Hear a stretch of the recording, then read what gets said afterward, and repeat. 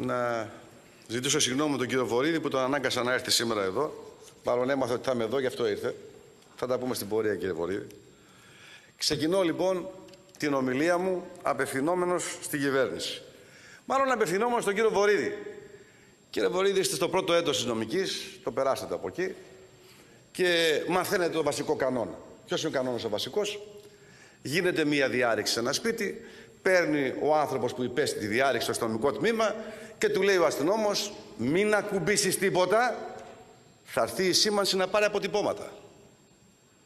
Βασικός κανόνας πρωτοετούς φοιτητούς νομικής, να το γνωρίζει. Ωραία. Εγώ λοιπόν ρωτώ, αφού όταν γίνεται διάρρηξη, λέει η αστυνομία να μην πάει και ακουμπήσει κανένας τίποτα για να πάρει αποτυπώματα, στα Τέμπη γιατί πήγαν όλοι οι πολιτικοί αρχηγοί από την επόμενη μέρα ποδοπατώντας το χώρο και δεν κλείστηκε ο χώρος? Ερώτημα. Ένα απλό ερώτημα. Ένα τροχαίο δυστύχημα να γίνει, ατύχημα. Έρχεται η τροχαία, κλείνει με κορδέλες, σου λέει μην πειράξει τίποτα, θα έρθουμε για αποτυπώματα, θα ψάξουμε τι γίνει. Εκεί πήγε η κυρία Σακελαροπούλου, πήγε ο κύριος Ανδρουλάκης, πήγε ο κύριος Μητσοτάκης, πήγε όλο το κακό συναπάντημα μόνο και μόνο για τις κάμερες. Το κακό συναπάντημα έχει να κάνει με την έλλειψη προστασίας του χώρου του εγκλήματος από αυτούς που ποδοπατούσαν το χώρο. Αυτά, ξέρετε, είναι βασικά πράγματα στην νομική επιστήμη αλλά και στην αστυνομία. Τα ξέρουν όλοι. Δεν χρειάζεται εγώ να γίνω ειδικός detective, ούτε να βλέπω CSI, πώς λέγεται. Πάμε σε κάτι που πραγματικά ξεχνάτε, γιατί ξέρετε θέλει θάρρος να λες έκανα λάθος, αλλά θέλει και θράσος να επιμείνει στο λάθος. Διαβάζω, 12 Μαρτίου του 24. Υπάρχουν τεράστιες πολιτικές ευθύνες για τα Τέμπη. Από πολιτικούς αρχηγούς που προσπαθούν να χτίσουν καριέρες εν ώψη των ευρωεκλογών πάνω σε αυτές τις αχλαμάρες. Ερώτηση του δημοσιογράφου. Στον κύριο Βελόπουλο αναφέρεστε? Μητσοτάκης, βεβαίως. Είναι αδιανόητα τα πράγματα αυτά τα οποία λέγονται. Προσπαθεί ο κύριος Βελόπουλος να χτίσει καριέρα πάνω στα Τέμπη. Ακούστε. Εγώ θα σας το πω γιατί γνωριζόμαστε χρόνια. Με ξέρετε προσωπικά και ο ίδιος, κύριε Υπουργέ. Εκεί έχασα ένα φίλο 30 ετών. Καμία καριέρα δεν θυσιάζεται στη θυσία του καλύτερου μου φίλου και δεκάδων άλλων νεκρών εκεί, ούτε πατάω πάνω στα πτώματα. Το λέω στον Πρωθυπουργό αυτό, γιατί γνωριζόμαστε προσωπικά. Με απεκάλεσε ψεκ. Δεν απάντησα. Με απεκάλεσε ότι είμαστε για τα μπάζα ο υπουργός σας. Όταν είπα για τον μπάζωμα, ξεμπάζωμα. Έρχεται και ο κύριος Ανδρουλάκης, ο οποίος και αυτός με ένα θράσος περίσσιο, τώρα ξαφνικά ψάχνει να βρει την αλήθεια. Όταν ρωτήθηκε ο κύριος Ανδρουλάκης τι λέει ο Βελόπουλος για όλα αυτά, απεκάλεσε ο κύριος Ανδρουλάκης σε μένα ψεκ. Και έρχονται τώρα όλοι ξαφνικά σε ό,τι έλεγε η Ελληνική Λύση από τον Μάρτιο, 3 μέρες, 4 μέρες μετά, δεύτερη μέρα, τρίτη μέρα που μίλησα εδώ, στη γραμμή τη δική μας. Ξέρετε, εγώ δεν θέλω τίποτα ιδιαίτερο, αλλά στην πολιτική πρέπει να είσαι συνεπής στο λόγο και στα έργα σου. Περίμενα από πολιτικούς αρχηγούς, οι οποίοι έκαναν τα αντίθετα από ό,τι έπρεπε να κάνουν, γιατί τους καλούσα από τότε να μιλήσουμε για την ουσία του δυστυχήματος, για την έκρηξη με το ξυλόνι. Ένα πράγμα. Κάνεις ένα λάθος. Είσαι πρωθυπουργός και αποκαλείς πολιτικό αρχηγό ψεκασμένο. Αποκαλείς σαχλαμάρα τον αντίπαλό σου. Το αντιλαμβάνομαι πάνω στη ρήμη του λόγου που να το είπες, το πιστεύεις κιόλας. Κάνεις όμως λάθος. Αποδεικνύεται από την ιστορία. Δεν έχει το ελάχιστο της υποχρεώσεως να πει ανακαλούμε τα όσα είπαμε περί ψεκασμένων και σαχλαμάρων και ο Ανδρουλάκης και ο Μητσοτάκης. Αυτό σημαίνει πολιτικό ήθος και πολιτική ανδρεία κατά την άποψή μας. Γιατί επιζητά η κυβέρνηση λέγοντας το εξής, μην εκμεταλλεύεστε το θέμα, εδώ κάνετε λάθος, ναι, αλλά πείτε ότι κάνετε και λάθη. Όταν ο ίδιος ο Πρωθυπουργός τον Α είπε ότι έκανε λάθος. Το είπε, ευθέως. Ήρθε λοιπόν και ο κύριος Βορίδης, χθες τον άκουσα σε ένα βίντεο να μιλάει για κατασκευασμένα θέματα. Θα σας απαντήσω με 3 ερωτήματα. Κατασκευασμένη έκρηξη. Κατασκευασμένη σύμβαση 717 που ούτε η Νέα Δημοκρατία ούτε το Πασόκ ούτε το ΣΥΡΙΖΑ υλοποίησαν. Κατασκευασμένα τα καμένα βίντεο από τη διαδρομή. Κατασκευασμένο θέμα ότι έλειπαν οι φορτωτικές. Εδώ πάνε να μεταφέρεις ένα ντουλάπι και έχεις φορτωτική. Κατασκευασμένα τι είναι, πείτε μας να καταλάβουμε και εμείς, κύριε Υπουργέ. Και ως λειτουργός δικαιοσύνης οφείλετε να γνωρίζετε, κύριε Βορίδη, αυτό που σας είπα προηγουμένως, ότι έναν χώρο ενός εγκλήματος δεν τον αφήνεις να ποδοπατήσει ο καθένας και να κάνει ό,τι θέλει. Ούτε κάμερες πηγαίνεις εκεί, μέχρι να λήξει το συμβάν να γίνει ο έλεγχος. Απλά πράγματα σας λέω. Τα υπόλοιπα τα συζητάμε. Για εμάς, κύριε Υπουργέ, το έλλειμμα, θέλετε, της αξιοπιστίας σας δεν οφείλεται μόνο στο γεγονός ότι επιχειρήθηκε συγκάλυψη από έναν παρακρατικό μηχανισμό. Εγώ δεν λέω ο Πρωθυπουργός, βλέπετε. Εδώ ο Βελόπουλος δεν μίλησε ποτέ για πρωθυπουργική ευθύνη σε σχέση με το έγκλημα που έγινε εκεί. Από εκεί και πέρα ο Πρωθυπουργός έχει μία ευθύνη. Ότι έβγαινε μπροστά και επιχειρούσε να αποδυναμώσει όλα τα ευρήματα. Έτσι του έλεγαν κάποιοι. Δεν ξέρω. Βρείτε τους. Για να τον πιστέψω εγώ τον Πρωθυπουργό πρέπει να μου πει ποιοι είναι αυτοί οι κάποιοι που του έλεγαν ότι δεν έγινε έκρηξη, ότι δεν κάηκαν οι άνθρωποι, ότι δεν έγινε τίποτα στα τέπη. Να μας πει ποιοι. Αυτοί πρέπει να τιμωρηθούν. Να μας πει ποιοι είναι. Για να δούμε αν πρέπει να τιμωρηθούν. Και για μας, κύριε Υπουργέ, απόδειξη ότι ως κυβέρνηση δεν κάνετε το σωστό είναι αυτό που υπέστη. Γιατί δεν είναι μόνο οι νεκροί, είναι και οι τραυματίες. Η Ντίνα η Μαγδαλενίδη, η οποία απέστησε στα τέπη, έκανε 25 χειρουργίες, μ' ακούσουν οι κύριοι και οι κυρίες από πάνω. Αυτό το κοριτσάκι, νέο κοριτσάκι, έκανε 25 χειρουργία. Το κράτος, η κυβέρνηση, η Hellenic Train, ο ΟΣΕ, ούτε ενδιαφέρθηκε, δεν είχε χρήματα να φάει και πλήρωσε ο εργοδότης της. Πού ήταν το κράτος, πού είναι η κυβέρνηση? Σας λέω και το όνομά της. Υπάρχει και βίντεο στο οποίο τα λέει η ίδια η Ντίνα. Επέζησε από μια σφοδρή σύγκρουση με έκρηξη, το καταλαβαίνετε. Αυτό έχει ψυχολογικό πρόβλημα το παιδί αυτό. 25 χειρουργία. Δεν βοήθησε κανείς. Κύριε Βοήθη, να πείτε στον Πρωθυπουργό, ξέρετε γιατί φωνάζουμε εμείς? Το κάνουμε για τους γονείς και φίλους που χάσαμε εκεί. Για τους γνωστούς που χάθηκαν και αγνώστους που χάθηκαν εκεί. Για να βγει επιτέλους η αλήθεια. Και θα διαβάσω κάτι, για να τελειώνω σιγά σιγά. Από τις 25 Αυγούστου του 2021, τι είχε πει ο Πρωθυπουργός για το μάτι. Σας το διαβάζω αυτούσιο. Για να μην λέει ο Πρωθυπουργός ότι εκμεταλλεύονται κάποιοι και κάνουν πολιτικά παιχνίδια. Του 2021, λέει ο Πρωθυπουργός, διερωτώμενος για το μάτι, απευθυνόμενος εδώ, στο ΣΥΡΙΖΑ. Πώς απαντάτε σε αυτήν την κυρία? Μια επιστολή διαβάζει. Αν έψαχνες τη μητέρα σου μέρες και έκλαιγες από πάνω της χωρίς να το καταλάβεις, γιατί είχε τη μορφή κούτσουρου. Αν έβλεπες το δέρμα των γειτόνων σου να λιώνει από το θερμικό φορτίο. Αν είχες δει αγκαλιασμένα απαθρακωμένα παιδιά. Αν έδινες DNA για να δεις αν είναι ο άνθρωπός σου μέσα στη σακούλα. Αν σκούπισες πτώματα από τον δρόμο, θα καταλάβαινες τη σημασία της συγκέντρωσης. Είχε πει τότε ο Πρωθυπουργός για το μάτι. Και εγώ τον ρωτώ τον Πρωθυπουργό, εγώ που βρήκα τον φίλο μου 8 χιλιόμετρα μακριά σε ένα χώρο που ξεμπαζώθηκε και μπαζώθηκε και πήγε στο κουλούρι και βρήκα ένα κόκαλο εκεί με τη μητέρα του μαζί και τους συγγενείς του. Τι έχουμε να πούμε οι υπόλοιποι? Ότι βγαίνει ο Ασλανίδης και λέει δεν ξέρω αν μου δώσαν το παιδί μου που κάει και εκεί είναι το δικό μου παιδί. Βγαίνει ο Κωνσταντινίδης και κραυγάζει για δικαιοσύνη που έχασε τη γυναίκα του. Τι να πούν αυτοί?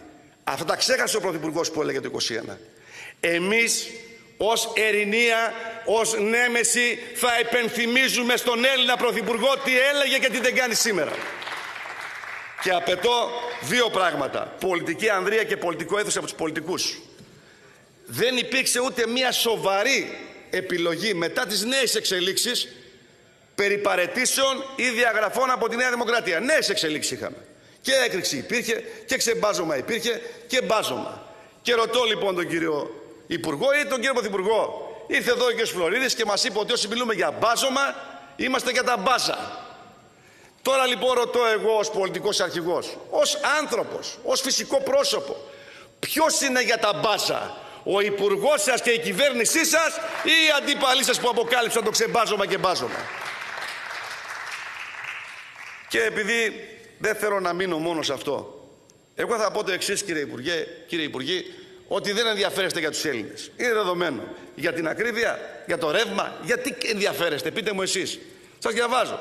Καταργήθηκε η ηλεκτροπαραγωγή που η κιλοβατόρα είναι 11 ευρώ και η κυβέρνηση μας πήγε με την πράσινη ενέργεια 445 ευρώ. Και βγαίνει η Κομισιόν, ο Γιώργεσεν, σε ερώτηση δικού σας Ευρωβουλευτού, κύριε Υπουργέ, αυτή θέλω να είναι απάντηση, στο αυτιά, ρώτησε τι θα κάνουμε με το ρεύμα στην Ελλάδα. Και λέει ο Γιώργεσεν, αυτό είναι δικό σας θέμα της κυβέρνησής σας, πάρτε μέτρα εσείς. Σαν να λέει το χρηματιστήριο ενέργειας, το κάνατε. Νέα Δημοκρατία, ΠΑΣΟΚ και ΣΥΡΙΖΑ και ο ελληνικός λαός πληρώνει πανάκριβα το ρεύμα του. Να σας πω γιατί λέω δεν ενδιαφέρεστε. Είπα για την κοπέλα αυτή την τραυματισμένη στα Τέμπη. Γίνεται σεισμός στα Ντορίνη, κάθε μέρα σεισμοί. Ωραία.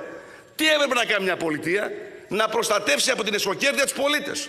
Δεν μπορεί, κύριε Βορίδη, να πληρώνει 300 ευρώ άλλος για να φύγει από το νησί. Αυτό είναι δείγμα καταλήστευσης, εσχροκέρδειας αλλά και απουσίας της κυβέρνησης για να πάρει μέτρα προληπτικά. 300 ευρώ για να φύγει από τη Σαντορίνη κάποιος. Πραγματικά, πού είναι το κράτος?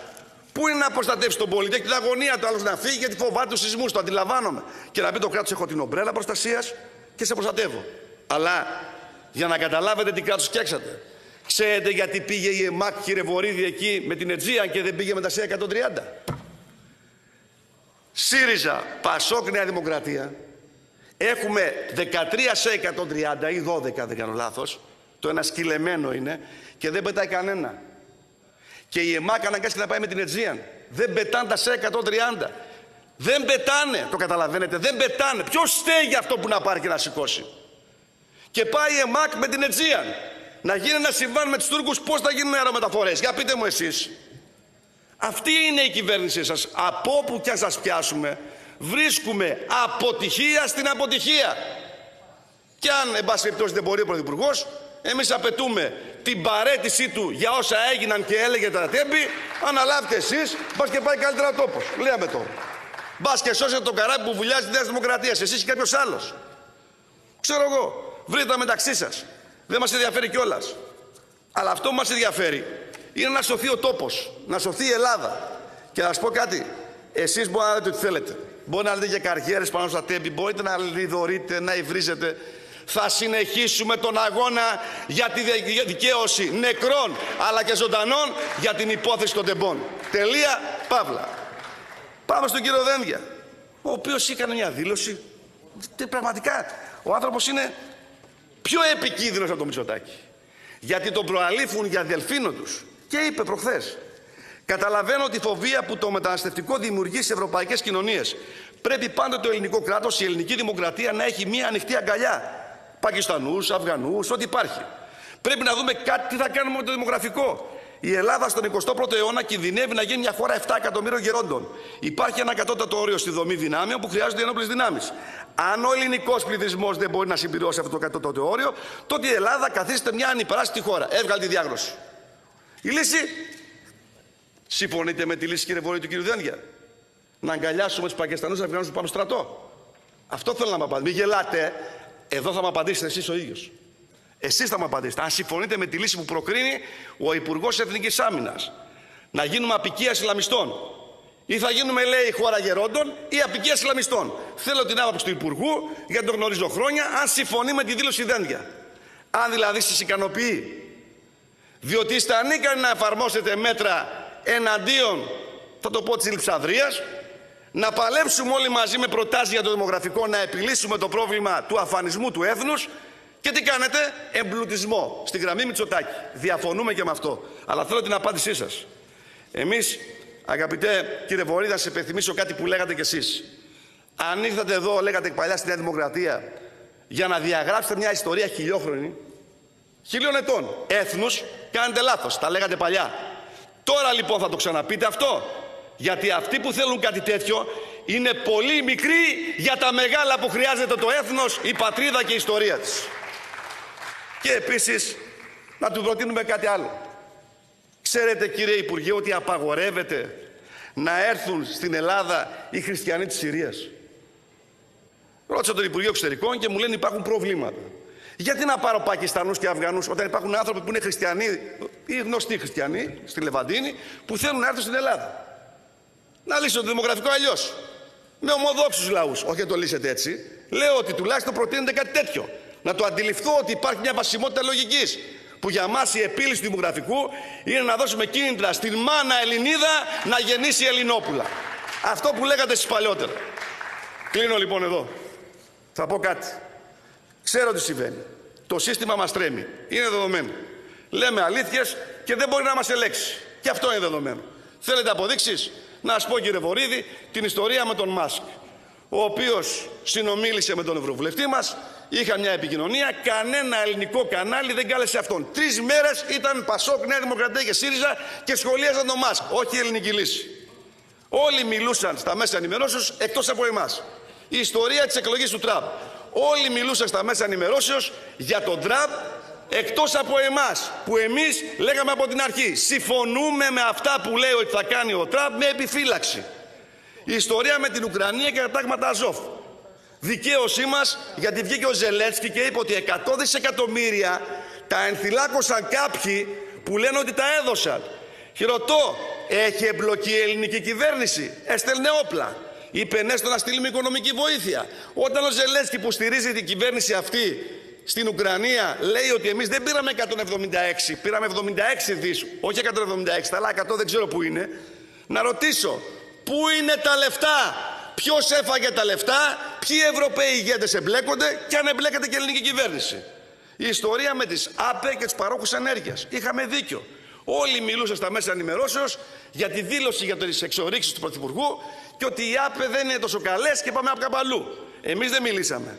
Το ίδιο και με το εμβόλιο. Το ίδιο και με τον Πούτιν. Λέγαμε για τις παρενέργειες. Τώρα ο Τραμπ κυνηγάει όλους αυτούς τους τσιόρδρες που λέγαν τα παραμυθάκια περί υποχρεωτικότητας του εμβολίου. Η ιστορία μετατέμπει. Βλέπω στα κανάλια να παραλάβουν η Νέα Δημοκρατία, το Πασόκ και ΣΥΡΙΖΑ. Η ηθική αυτούργη του τροχαίου δυστυχήματος. Γιατί αν υπήρχε σύμβαση 7-17, θα ήταν απειροελάχιστο το γεγονός ή το ενδεχόμενο να συγκρουστούν τα τρένα. Θα ήταν μια μικρή, ελάχιστα αν θέλετε, πιθανότητα. Η ηθική αυτούργη αυτού που έγινε μιλούν στα κανάλια. Και αυτοί που αποκάλυψαν πράγματα που έκρυβαν κάποιοι δεν υπάρχουν για τα κανάλια. Όλα αυτά γιατί μας φοβάστε? Μας φοβάται ένα άλλο σύστημα. Γιατί είμαστε το κόμμα της αλήθειας. Γιατί είμαστε το κόμμα που διεκδικούμε το μέλλον για τα παιδιά μας. Είμαστε το κόμμα που πιστεύουμε ότι το δίκαιο είναι του φτωχού. Είμαστε το κόμμα που πιστεύουμε ότι η ακρίβεια είναι μια ταξική βία. Είμαστε το κόμμα που δεν φοβάται να σταθεί απέναντι στο σύστημα και τα μέσα ενημερώσεως και να τους κοιτάξουμε στα μάτια όπως και τους Έλληνες πολίτες. Διότι απαντάμε με καζατζάκι. Αν μπορείς, κοίταξε τον φόβο κατάματα και ο φόβος θα φοβηθεί και θα φύγει. Δεν φοβόμαστε κανέναν, θα νικήσουμε για την Ελλάδα και τους Έλληνες. Σας τρομάξαμε, σας φοβίζουμε, θα συνεχίσουμε μέχρι τέλους. Σας ευχαριστώ πάρα πολύ. Κύριε Βορίδη, σήμερα θα σας καταγγείλω για στρεψοδικία. Να σας πω γιατί. Όχι. Κοιτάξτε, αναφερθήκατε σε δικές μου δηλώσεις, οι οποίες αναφερόταν σε δημοσίευμα εφημερίδας, όχι τις πρώτες μέρες του 23. Αυτό ξέρετε πώς λέγεται, ελαφροχειρία.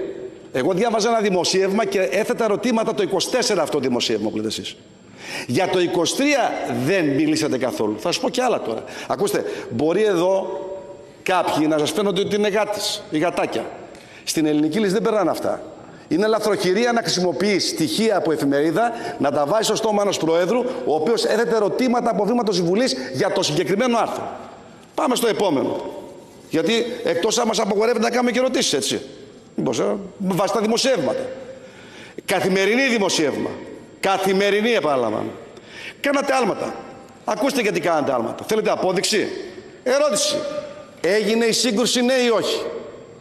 Γιατί πήγατε μόνο στην έκρηξη? Τη σύμβαση 7-17 ποιος δεν την υλοποίησε? Ποια κυβέρνηση? Πείτε μας εσείς. Η δική σας δεν ήταν 4 χρόνια? Να ξέρουμε και τι λέμε. Αν η σύμβαση είχε υλοποιηθεί, θα είχε αποτραπεί στο απειροελάχιστο η σύγκρουση. Και δεν θα ψάχναμε το ξυλόλιο, το τουλόλιο κτλ. Πάμε και στα επόμενα. Δεν είπατε για αυτό τίποτα. Συγκροτημένες προτάσεις. Εγώ μίλησα, κύριε Υπουργέ μου, για τον χώρο του εγκλήματος, δυστυχήματος που δεν έκλεισε από κανέναν. Αυτό σας είπα.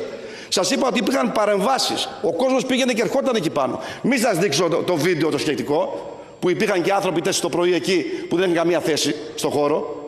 Ψάχνουμε ακόμα και το θέμα αυτό. Είπατε, καλώς τα κάνατε ή κακώς τα κάνατε? Θέσατε ένα ερώτημα. Καλώς ή κακώς τα κάναμε? Τα κάνατε καλώς όλα ή κακώς? Θα σας απαντήσω πώς τα κάνατε. Δεν είναι λοιπόν πολιτική συζήτηση. Και σας λένε εξόχως πολιτική. Όχι, δεν είναι πολιτική. Για εμάς παραμένει μια ποινική υπόθεση μέχρι να μπουν φυλακοί οι υπέτειοι. Όχι, είπατε πολιτική συζήτηση. Είναι ποινική. Όχι, κύριε Υπουργέ. Πάμε λοιπόν. Είπατε συγκάλυψη δεν είναι αυτό. Σας διαβάζω το λεξικό. Γιατί τα ελληνικά σας είναι καλά. Αλλά τα ξεχνάτε εκεί πάνω. Συγκάλυψη. Είναι η απόπειρα, είτε επιτυχής είτε όχι, απόκρυψης αποδεικτικών στοιχείων που αφορούν παραπτώματα, σφάλματα, ανικανότητα, Σύμβαση 717, ή άλλη πληροφορία που θεωρείται ότι η φανέρωσή θα προκαλούσε αμηχανία ή θα έφερε σε δύσκολη θέση κάποιον. Ακούστε, κύριε Υπουργέ. Έχω ένα δελτίο τύπου μπροστά μου. Την επόμενη μέρα που πήγε ο Τριαντόπουλος. Τι λέει ο Τριαντόπουλος στο δελτίο τύπου? Ελληνική Δημοκρατία, Υφυπουργός παρά τον Πρωθυπουργό. Ότι πήγε στο πεδίο για αποκατάσταση του πεδίου και κάθε άλλη σχετιζόμενη με το τραγικό δυστύχημα ενέργεια και δράση με σεβασμό πάνω στα θύματα της οικείου τους. Άρα ο Τριαντόπουλος πήγε να αποκαταστήσει το χώρο, το πεδίο. Το λέει το δελτίο τύπου. Στα πρακτικά, πάρτε το αν θέλετε. Εδώ είναι. Εδώ είναι. Άρα πήγε για να αποκαταστήσει το πεδίο. Άρα πήγε στο χώρο του εγκλήματος, δυστυχήματος, για να αλλοιώσει αυτό που έγινε. Δεν δικαιολογείται διαφορετικά το ξεμπάζωμα, σας λέω, και η μεταφορά 10 χιλιόμετρων μακριά των μπάσων. Αυτό σας λέω. Τώρα πάμε στα υπόλοιπα. Για τη δικαιοσύνη. Μάλλον δεν διαβάζετε. Δεν είστε ενημερωμένος και μου φαίνεται περίεργο. Εσείς ένας άνθρωπος που διαβάζει. Δεν καταγγέλουμε μόνο εμείς τη δικαιοσύνη εδώ μέσα. Οι γονείς την καταγγέλνουν για παραλήψεις και λάθη που έγιναν συμπτωματικά. Δεν ξέρω, βρείτε τα εσείς. Έγιναν, τα καταγγέλνουν οι γονείς. Δεν διαβάζετε τι λένε οι γονείς? Δεν διαβάζετε τι λένε οι γονείς. Ούτε αυτό διαβάζετε. Εάν δεν διαβάζετε, οι γονείς είναι αυτοί που πονάνε, κύριε Βορίδη. Ούτε εσύ πονάς, άντε εγώ πονάω γιατί είχα στο φίλο μου. Αλλά οι γονείς πονάνε, σου λέω. Και λένε ότι δεν εμπιστεύω τη δικαιοσύνη γιατί οι ανακριτές έκαναν λάθη τραγικά. Δεν ζήτησαν το ξεμπάζωμα που πήγαν τα μπάζα, δεν ψάξαν τα βίντεο. Το λένε οι γονείς. Δεν υπάρχει συγκάλυψη. Ωραία. Χαμένα βίντεο υπάρχουν. Χαμένες φορτωτικές υπάρχουν. Κομμένο το βίντεο της έκρηξης. Δεν υπήρχε πουθενά, βρέθηκε τελευταία. Ο χώρος ποδοπατήθηκε από πολιτικούς, τους διαφόρους που τρέχαν για τις κάμερες. Ξεμπαζώθηκε ο χώρος, ξαναμπαζώθηκε ο χώρος. Μπορείτε να μας πείτε γιατί γίνανε όλα αυτά? Λάθη ήτανε? Να μας το πείτε όμως. Όπως έκανε ο Πρωθυπουργός. Εντύμως είπε ότι έκανε λάθος. Αλλά ανεντύμως δεν παραιτήθηκε εκείνη τη στιγμή. Αυτό σας είπα. Από τη στιγμή που λέει ότι έκανε λάθος και τον παραπλάνησαν, πρέπει να παραιτηθεί. Δεν μπορεί να σε παραπλάνα, δεν είσαι 5χρονο παιδάκι. Δεν είναι 5 ετών ο Πρωθυπουργός. Κουμαντάρει μια ολόκληρη χώρα. Και όταν λέει έκανα λάθος, με παραπλάνησαν οι δίπλα, για να τον πιστέψω, κύριε Βορίδη, πρέπει να μου πει, με παραπλάνησε ο Βορίδης. Με παραπλάνησε ο Βελόπουλος. Αυτοί μου το είπαν. Δεν μας λέει ποιοι του το είπαν όλα αυτά. Αυτό είναι το ερώτημα. Στη συνέντευξη των Α. Είπε, με παραπλάνησαν. Ποιοι τον παραπλάνησαν? Και επίσης, ολοκληρώστε, κύριε Πρόεδρε. Κύριε Βορίδη, λέτε ότι εν πάση περιπτώσει εμπιστεύεστε τη δικαιοσύνη. Βγαίνω την τρίτη μέρα εκεί πάνω. Λέω για την έκρηξη, λέω για το ξυλόλαιο. Φέρνω τα έγγραφα των νοσοκομείων που μιλάνε για χημικά εγκάβματα των πυροσβεστών. Από εκεί ξετύλισα το κουβάρι εγώ. Από τα χημικά εγκάβματα των πυροσβεστών. Χημικό έγκαυμα μόνο με έκρηξη γίνεται από χημικό υλικό, διαλύτες. Απλά πράγματα, δεν είσαι χημικός. Στο λένε όλοι. Δεν με καλεί ούτε ο Πρωθυπουργός στο τηλέφωνο να με ρωτήσει τίποτα, ούτε ένας εισαγγελέας να μου φέρτε εδώ τα χαρτιάρα μεγάλα να μας πεις τι είπες. Ποια δικαιοσύνη? Αυτή που στον Άριο Πάγο διορίζει η κάθε κυβέρνηση? Αυτή η δικαιοσύνη? Επιτρέψτε μου να έχουμε αμφιβολίες. Σήμερα λοιπόν μιλήσετε για λαθρεμπόριο, το είπατε λίγο. Το λένε και πολλοί υπουργοί. Το λαθρεμπόριο. Ωραία. Εγώ να δεχτώ ότι δεν. Μισό λεπτό. Να δεχτώ ότι δεν είναι λαθρεμπόριο, όπως λέτε εσείς. Σας λέω τώρα. Δεν είναι. Το 1 δισεκατομμύριο που χάνουμε κάθε χρόνο το λαθρεμπόριο καυσίμων, κάποια στιγμή θα το χτυπήσει η κυβέρνηση ή φοβάται τους ολιγάρχες που μπορεί κάποιος εξ αυτούς να μετέφερε το ξυλόλαιο? Λέω τώρα εγώ. Λέω. Τι κάνατε για να χτυπήσει το λαθρεμπόριο? Τίποτα. Υπάρχει το πρόγραμμα της ιχνηλάτης του ΣΥΡΙΖΑ. Εφαρμόσετε. Και κλείνοντας, δεν άκουσα συγγνώμη, κύριε Βορίδη, για τα ψεκ. Δυστυχώς λυπάμαι γιατί δεν άκουσα μια συγγνώμη τι κάνατε λάθος. Για τον Πρωθυπουργό σας, εκπροσωπείτε τον Πρωθυπουργό εδώ. Εδώ δεν είναι ο Βορίδης, έτσι είπατε. Προσωπική μου άποψη διαφορετική λέτε. Σε ένα θέμα, οποιοδήποτε. Αν δεν άκουσα συγγνώμη εκ μέρους του Πρωθυπουργού, εκ μέρους του κ. Ανδρουλάκη, μας λέγατε ψεκ και επιβεβαιωθήκαμε, σας λέω, σε αυτά που είπαμε. Το από εκεί και πέρα είναι ένα άλλο θέμα, το συζητάμε. Κλείστε, κύριε Πρόεδρε. Και κλείνω. Είπατε ότι κλείσατε, τώρα πάτε σε νέο κλείνο. Κύριε Πρόεδρε. Τελειώνω. Ακούστε, κύριε Βορίδη, δεν μπορώ να σας πάρω σοβαρά, ζητώ συγγνώμη. Να σας πω γιατί. Γιατί γνωριζόμαστε χρόνια. Δίκαιη μεταναστευτική πολιτική. Ο άνθρωπος που έλεγε για λαθρομετανάστες, μεταναστευτική την έκανε τώρα. Αύριο τα Τέμπη μπορεί να ήταν ένα τροχαίο ατυχηματάκι με ένα ποδήλατο. Είστε ικανός για όλα, δυστυχώς, κύριε Βορίδη. Μεταναστευτική πολιτική, λαθρομετανάστευση. Τι να πω, κύριε Βορίδη, τα στερνά τιμούν τα πρώτα, κύριε Βορίδη. Να είστε καλά.